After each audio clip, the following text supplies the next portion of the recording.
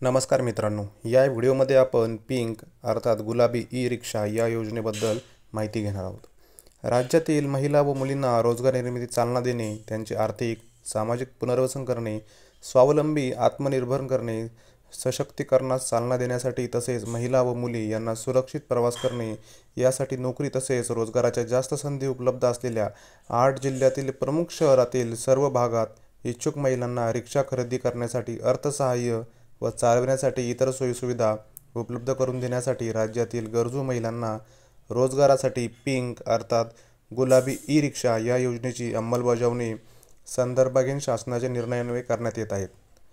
सदर योजनेच्या अंमलबजावणीमध्ये सुधारणा करण्याची बाब शासनाच्या विचाराधीन होती।